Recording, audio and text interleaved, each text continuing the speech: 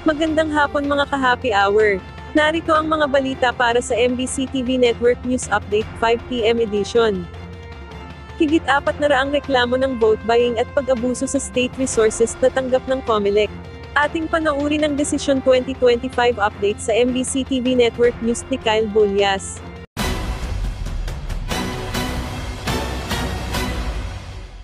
4 na araw na lang at sasapit na ang 2025 national at local elections. Pero patuloy pa rin nakatatanggap ng reklamo ang COMELEC kaugnay ng iba't ibang alegasyon sa mga tumatakbo, pangunahin na ang vote buying. Sa datos ng Committee on Contrabigay, umabot na sa higit 400 reklamo ang kanilang natanggap dahil sa vote buying at abuse of state resources o ASR.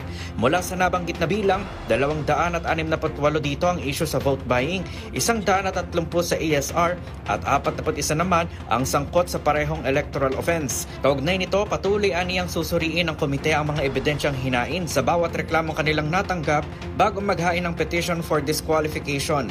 Samantala, sinabi naman ni COMELEC Chairperson Attorney George Garcia na sinumang mga kandidatong kumakaharap sa disqualification case na makakakuha ng maraming boto ay hindi mo na ipoproklama hanggat walang pinal na resolusyon sa kaso. Pero binigyang diin ni Garcia na kailangang matibay ang mga ebidensya at hindi maaaring ibinase lamang ito sa mga usap-usapan.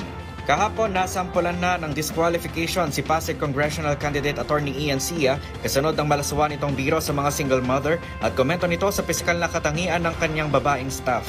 Kinansela na rin ng COMELEC First Division ang Certificate of Candidacy ni Aurora Governor Christian Noveras na isang re-electionist dahil naman sa material misrepresentation. Para sa MBC TV Network News, ito si Kyle Bolyas ng DZRH. Una sa Pilipinas, una sa Pilipino.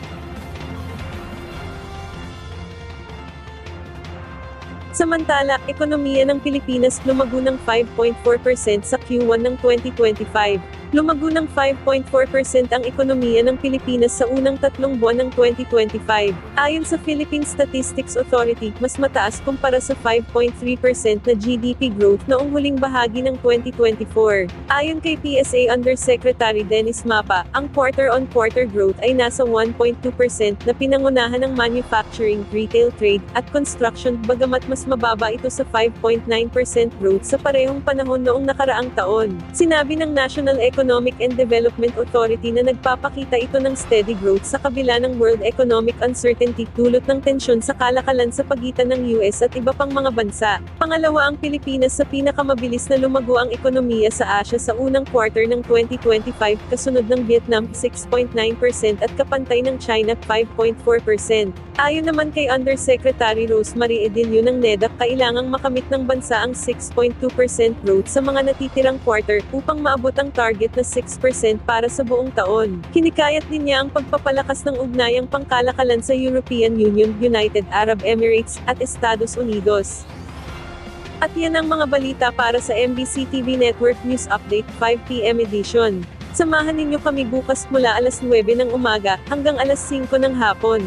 Susunod na ang inaabangang special coverage ng DZRH para sa Desisyon 2025.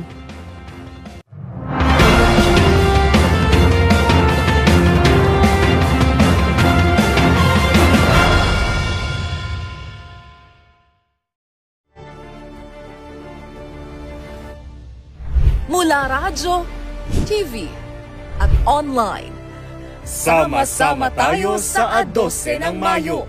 Handang-handa na ang buong puwersa ng MBC Media Group para bantayan ang desisyon ng taong bayan ngayong halalan. Desisyon 2025 Election Coverage. Una sa Pilipinas. Una sa Pilipino.